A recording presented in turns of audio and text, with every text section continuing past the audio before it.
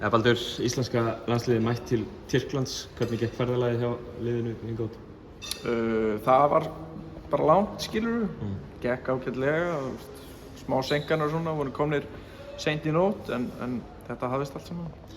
3 leikir núna byrjar á morgun. Það er morgun, laugardag, sunnudag og svo þriðjudag. Hvernig er að fara í svona langt ferðalag fyrir 3 leiki á 4 dögum?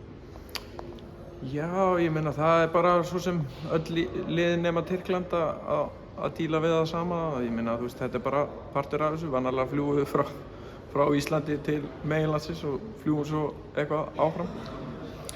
Þannig að já, það er bara, þarf að hugsa sig, sofa og borða og drekka, sko. Heimamenn í Tyrklandi í fyrsta leik á morgun, vantilega full höll og mikil stemming hjá þessari stóru körfuboltaþjóð hérna í Istanbúl. Tyrkneska liðið, þú getur svona bara í fáum orðum leyft mig í gegnum hvers konar körfubolta þeir spila?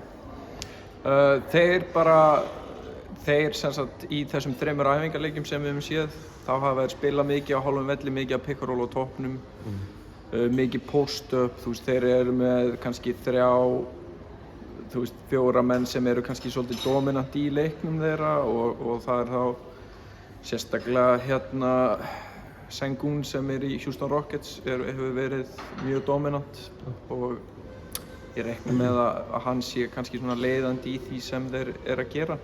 En þeir eru náttúrulega bara með mjög sterkan roster, þú veist, eru með nokkra NBA kalla hana og svo er þetta náttúrulega bara Euroleague og menn í toppliðum í Tyrklandi, þannig að við erum að fara í bara alvöru pakka.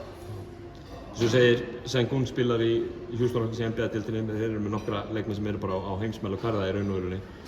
Er ekki spennandi fyrir íslenska liðið að fá að mæta þessu sterka liði hérna á heimavelli?